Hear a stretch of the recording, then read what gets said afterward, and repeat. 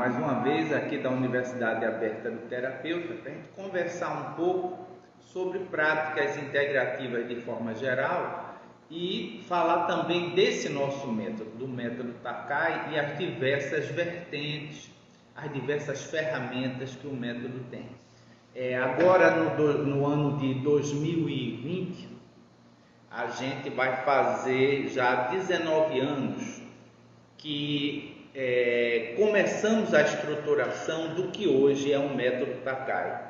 E o interessante é que esse processo foi um processo gradativo a partir de determinadas dificuldades que nós íamos encontrando na formação, inclusive como terapeuta, na minha formação como terapeuta, na minha intervenção como terapeuta.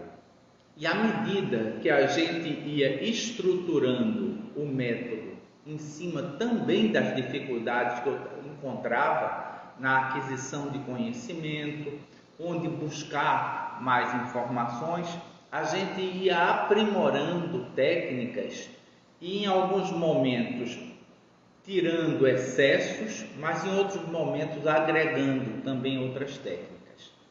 Logo que eu passei um tempo estudando na Escola de Acupuntura da Nova Inglaterra, e além da dificuldade da língua, dificuldade normal de uma língua que não era a minha língua mãe, eu tinha dificuldade também de dar seguimento aos processos terapêuticos que nós não tínhamos aqui no Brasil. Por exemplo, a medicina tradicional chinesa, ela não é só acupuntura, ela tem uma estrutura composta de uma farmacologia, composta também de movimentos terapêuticos, a parte de respiração, atividade física, os conhecimentos de uma fisiologia energética, as técnicas de massagem, a própria acupuntura. E há cerca de 19, 20 anos atrás, existia uma dificuldade muito grande, principalmente na parte da farmacologia, na medicina tradicional chinesa. Então, chegamos a ver uma cadeira, que era a cadeira de farmacologia, lá na mesa, na Escola de Acupuntura da Nova Inglaterra. Mas aquilo era muito difícil para mim. Primeiro, porque nós não tínhamos acesso àqueles remédios da farmacopeia, da medicina tradicional chinesa. Eram nomes diferentes, eram formas diferentes de fazer o processo terapêutico. Eu senti muita dificuldade, muita dificuldade. Eu tinha muito pouco tempo de vivência com a acupuntura. Tinha saído daqui do Brasil, tinha começado uma pós-graduação em acupuntura aqui, no ano de 2000 para 2001, tinha começado um curso de acupuntura, não tinha terminado e ganhamos essa bolsa para estudar nos Estados Unidos, para a medicina, e aí eu consorciei também estudando a acupuntura. E nessa formação eu tive a sorte de estudar muitos microsistemas, foi quando eu fui apresentado os microsistemas acupunturais, né? A quiroacupuntura, a acupuntura craniana, a auriculoterapia. Eu tive a honra de estudar com o Theo Yollison, que é um dos papas da auriculoterapia ocidental, mas ficou essa grande lacuna que era a parte da farmacopeia, da medicina tradicional chinesa. Nessa época, nós já havíamos há algum tempo estudado a alquimia aqui no Brasil.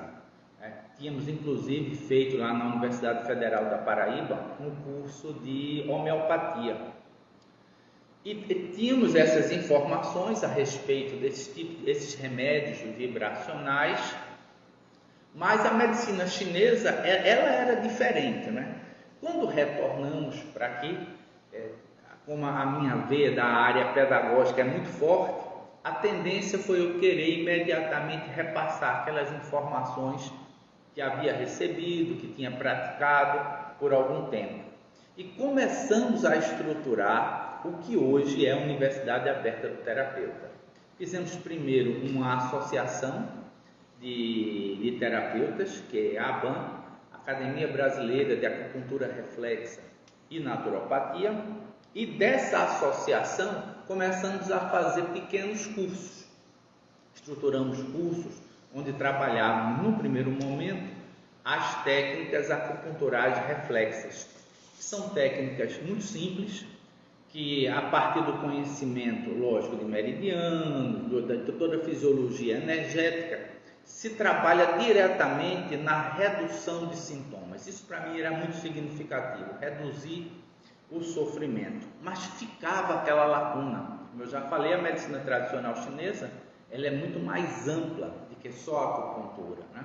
A utilização da moxa ou da mosca, como vocês queiram dizer, das técnicas de ventosa, as técnicas de massagem, as técnicas da própria farmacopeia, os remédios feitos trazidos na medicina tradicional chinesa, é uma medicina muito ampla. E tínhamos essa deficiência, né? Nós trabalhamos basicamente na redução de sintoma, fazíamos fluir a energia a partir do conhecimento da fisiologia energética, dos meridianos, mas ficava essa lacuna. Foi quando a gente começou a perceber que era possível a gente unir os conhecimentos que na época já tínhamos, dos compostos, das tinturas, na época do laboratório LaborCiv, Centro de Integração da Vida, Laboratório Centro de Integração da Vida, que trabalhava basicamente em cima de florais, mas aquilo não eram só florais.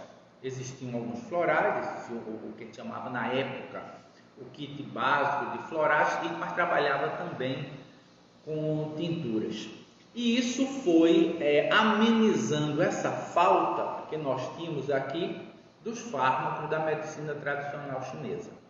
Gradativamente, aquilo foi tomando caldo e eu fui me sentindo mais seguro na utilização dessas duas perspectivas. Tínhamos ervas que tinham muito mais a ver com a nossa cultura. Então, quando a gente falava, por exemplo, na Artemisia, a gente sabia exatamente o que a Artemisia aqui culturalmente tinha força, mesmo sabendo que a Artemisia fazia parte, inclusive, da confecção de estruturas como a moxa na medicina tradicional chinesa.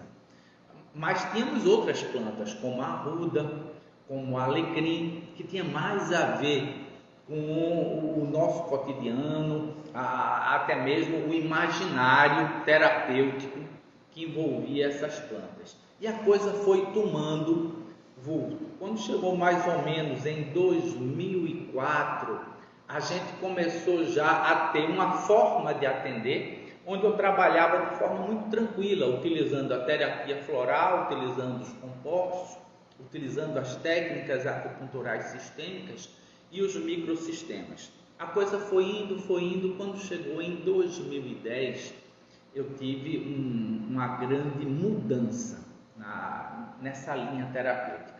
Foi quando eu fui apresentado aos remédios vibracionais Sanjivani, que é um remédio vibracional que hoje se utiliza inclusive na medicina popular da Índia, que são remédios que foram feitos a partir da indução pela intenção através de gráficos. Da mesma forma, por exemplo, que os reikianos têm símbolos que fazem tratamento à distância, essa estruturação dos remédios vibracionais Sanjivani utilizam gráficos que induzem ou fazem com que fique fixado em qualquer estrutura, pode ser na água, pode ser no alimento, pode ser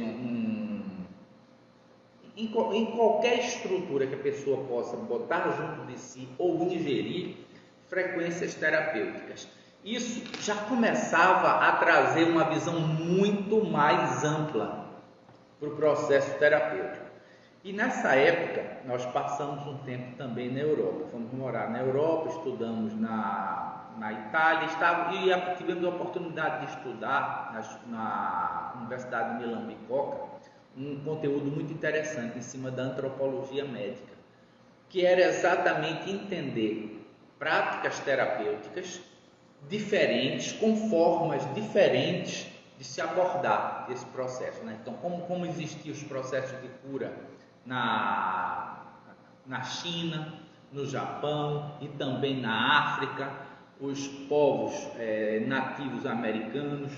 E a gente começou a perceber de como existiam coisas em comum no que se diz respeito a essa forma de trabalhar com frequências.